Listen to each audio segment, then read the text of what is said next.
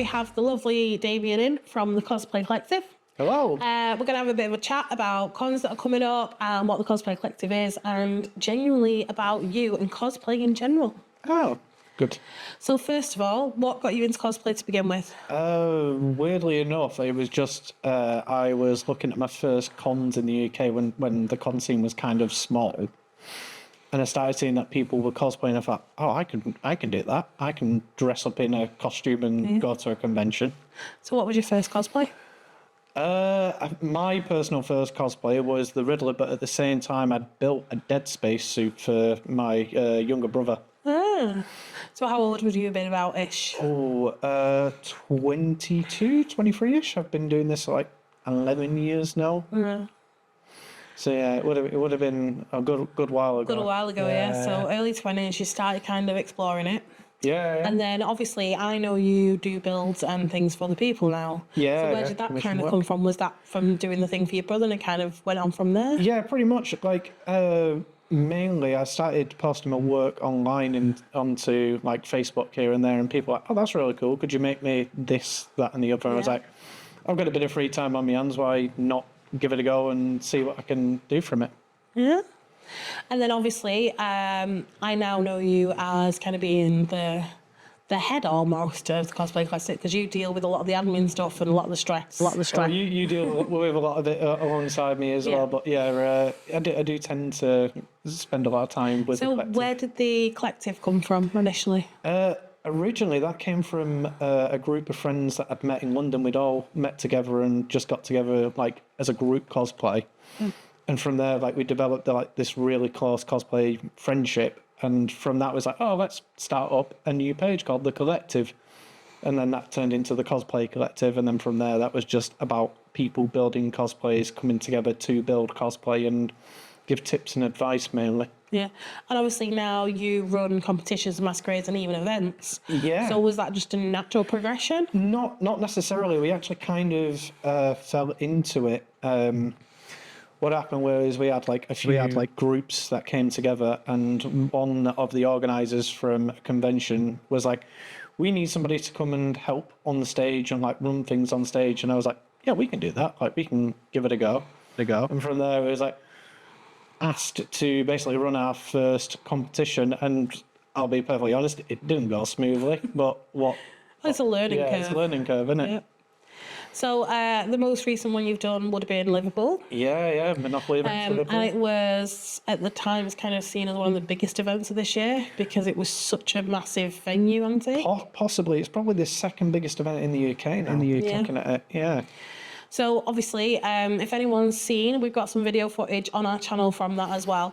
I was comparing, but Damian was in the background on his laptop. So all the music cues and everything, you were kind of making sure it was all right. Yeah. And we also had your partner, Terry, who was kind of running back and forth on stage. You can randomly see her in some clips, making sure everything's running and what's needed. Along with people like Kat and obviously Johnny's they're doing all the getting people onto stage. Yeah. And it's become a really big group of people. Yeah, obviously we normally have Damo as well, but he was already doing a gig somewhere else. Yeah.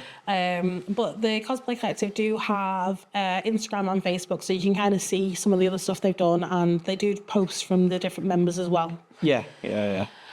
What have you got coming moving forward? Well, in the next few months, we do have Chester, which is in July. I can't remember what the date is for that, but keep tabs on that. Yeah. And we do have Bolton Comic-Con Mania, which is coming up as well. Yeah, which is the new event that Monopoly bring in. Yeah, so it's a mini-con, isn't it? It's a mini-con, but it's quite a big convention centre as well. Like if people have been to... Well, I don't think Monopoly can do things by halves from what I've seen so far. No. So with regards to that, to give people an idea, if you're running a cosplay competition at an event like that, what's your process? How does it all begin?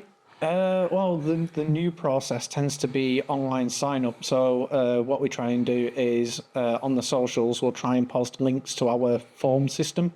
So people can go through and then it'll have basic stuff like what their name is, what the cosplay name is. Yep.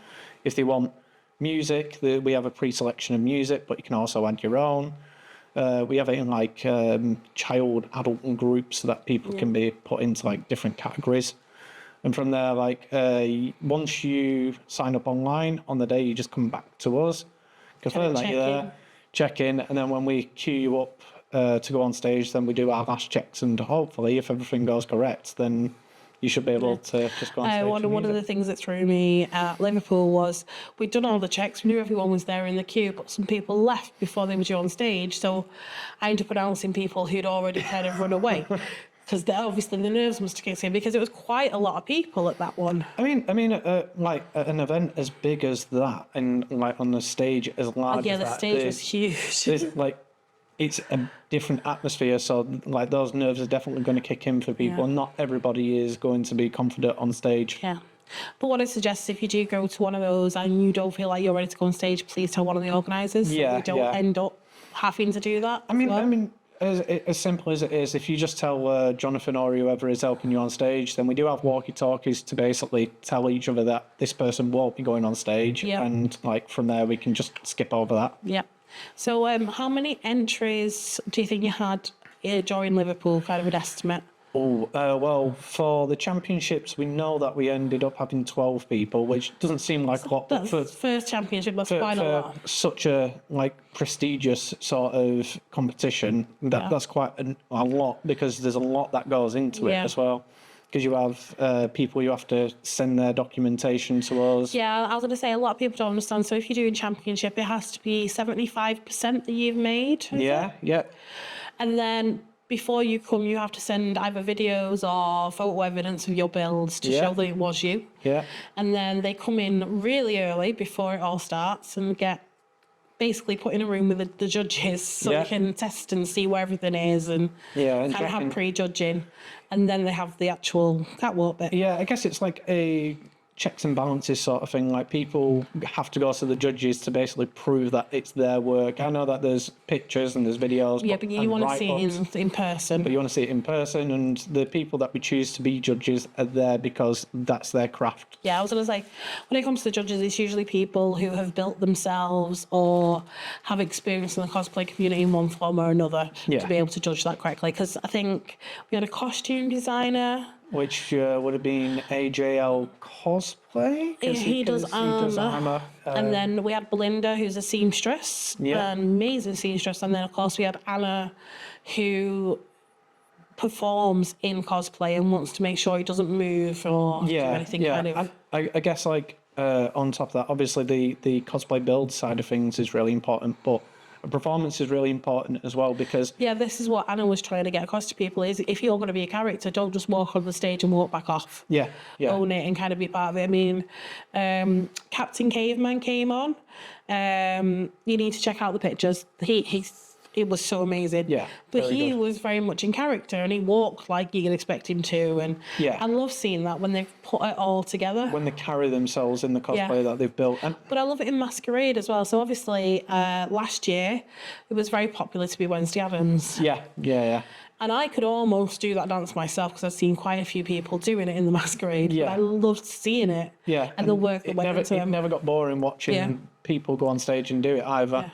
And so we had, in this Masquerade, we had quite a few dances. Which, for Johnny, bless him, were really hard to capture on camera. Because they moved so fast. They moved too fast. So anyone who didn't get footage or photos, we're really sorry. What I'd suggest, if you go to Masquerade, before you kick into your dancing or running around or whatever you're doing, always take time to come on and let it be seen. There's usually a photographer near the stage at most of these things. So at least you'll get an image of yourself on. And I guess that goes to talk about, like, maybe in the future we could set up cameras for filming, and like Jonathan could actually get the photos. But this is. But Liverpool was such a push. He was doing so much work at the same time. I have no idea how he managed to do it. Hands down, like, running it's back amazing. and forth and getting photos. And then obviously we had Kat, who was helping people off the stage. Which was quite funny, because I thought she came as It. And there was a little girl who literally was in love with that outfit and kept trying to run over to her rather than getting on the stage.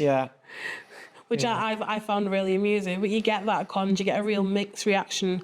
And we all did cosplay in one form or another at these cons. And I loved, there is a photo on the Cosplay Collective, I think, of you guys. So you and your partner did Fairly Odd Parents. Yeah. Really easy cosplay, but looked epic. And it's all about having fun as well for us, I think. I think that's one of the things that I also like, casual cosplay. Casual cosplay is really nice. Some way you can just throw it together, dead quick and simple, and it just gives the feeling and the look of the characters. That I mean, I did casual on the Saturday, so I did Millie from Hell of a Boss.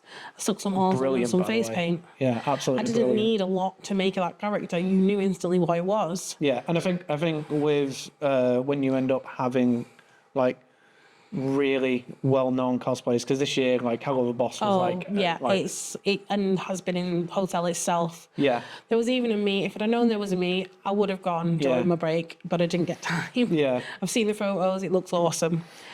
We had quite a few angel dusts, and there's so many different outfits for that character. Yeah, it's cool to see the variety of like the way that people change that character very slightly, and every time it's something really good to look at and different. Yeah. So for you, obviously we have the process where you go through the emails and you do all the lists and stuff, but on the actual day of the events, what is your kind of main role? Wrangling. Wrangling. I guess like on the main day, it's trying to make sure that people who have signed up online do come back to us and tell us, and then we have the other stuff where now and again we'll add custom music if we get the time to. Yep. But on the day, we do tend to get sign-ups, where this year we kind of had to cut it off early because we'd filled the quota for both days. So I say one of them was 60-odd entries, was it? Yeah, 65 entries on the Saturday for the masquerade, and then it was 55 for the second because we allotted just a little bit less time. It's mad to think how many people do it.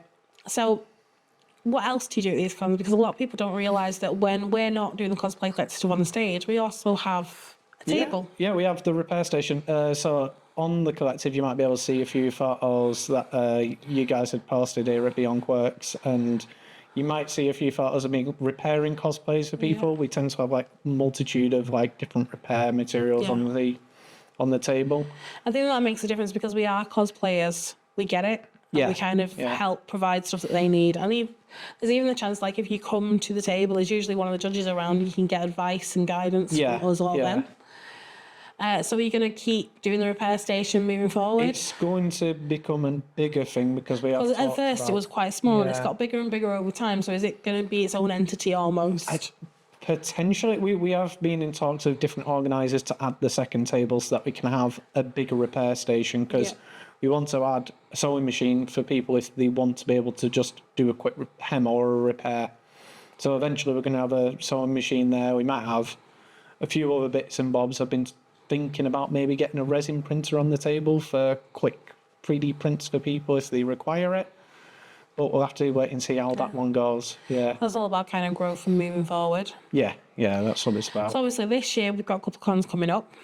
But next year, do you have anything kind of planned in your mind where you...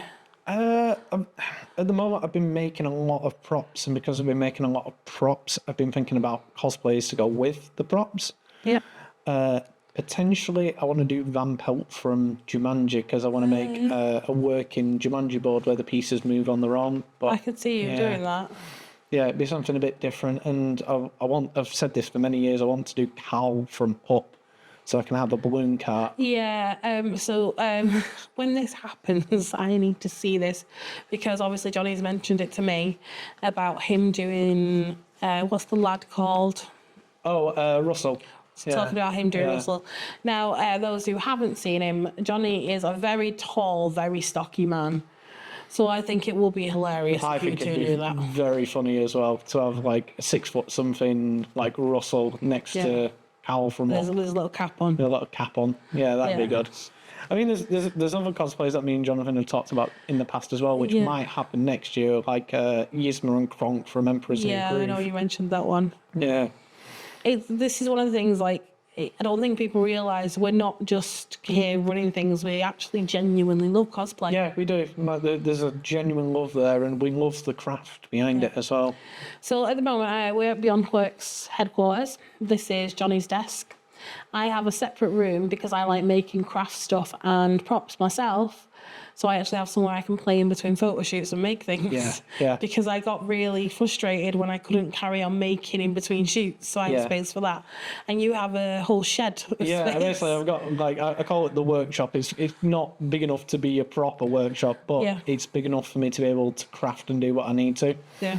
And, like, it certainly changes from basically doing everything in your kitchen. Yeah. So, like, a few years later, having all the equipment that you need to build something. Yeah. Well, I say all the equipment. Now and again, there are those bits and bobs of equipment where you look at it and go, I need that, or I need that. And then eventually you end up buying these bits. Yeah, I always suggest cosplayers, if you are going to be making stuff, designate a space for it. Yeah. So you're not having to keep putting it away each time, because then it takes longer to do it.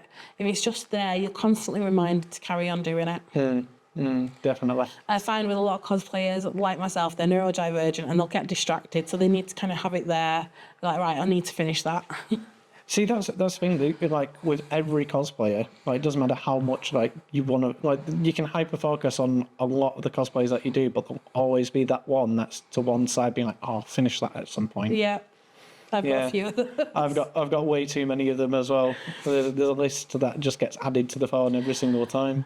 So before we finish, I'd like you to basically offer some advice to cosplayers starting out. Yeah.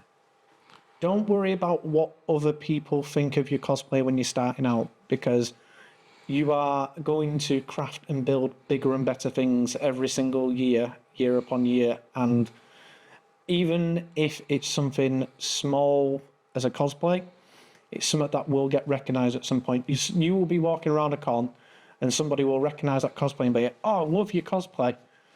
Just remember that every single time that you build something new and bigger, that's still going to be focused on as much by everyone else in the con, and they'll come up and give you like words of affirmation and like give you some guidance on it. Yeah. The community is a really good place, and people will like always pat you on So the back. obviously, though, there are people who buy cosplays, and there's a different kind of world to that, whether you build or not. But there is no shame in buying No, cosplays. there's not at all. When you're starting out, you can't make these things. Go and buy them. There's no problem with that. Over time, you'll adapt and change them and learn new skills. I think it kind of, especially when they're children, Yeah. buying in those costumes gets them in that mindset and they can have a bit of fun with it. I think one of the things for buying cosplay, like if you have a love for that character and you love that series, there's always other people who love that series as well. So it doesn't matter whether you've bought or whether you've built, there'll always be a love for whatever community you're into, and there'll always be a space for you. So like me, I like to do crossover cosplays. There's nothing wrong with that either. No, And they're actually no. quite fun to see when people do them. And then you get stuff like gender bend cosplays, where Yeah. you'll take a character and like if you're one specific gender and you want to bend it to the other gender, Well, that's I completely fine as spotted well. a male Millie, which was really cool. Yeah, I think doing stuff like that is brilliant as Yeah. well. Yeah. So there's no kind of rules or regulations. It's just doing what works for you. I guess the only rules and regulations that are in place for cosplay is just be respectful. Just remember that cosplay isn't consent. Like, and Yeah, that's a well, whole- there's a fine line as well. If one of the characters you're doing is quite revealing, make sure you're not revealing anything you don't want to reveal as well. Because I've Yeah. seen some cosplayers who wear these outfits because they think they need to have it like that, and then they feel uncomfortable in it. yeah. So yeah. do the cosplay that works for you. And anyone who sees cosplayers, it's always a rule. It's not consent.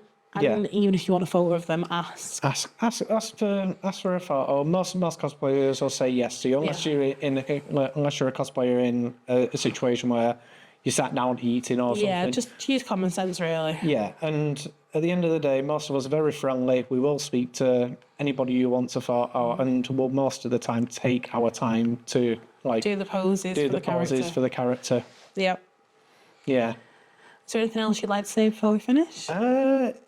I guess the only thing that I'd like to say now is make sure that you follow the collective, and through that, obviously, you'll have Beyond Quirks who will be behind us all the way, and hopefully we'll see everybody in the near future, and I cannot wait to see the cosplay develop.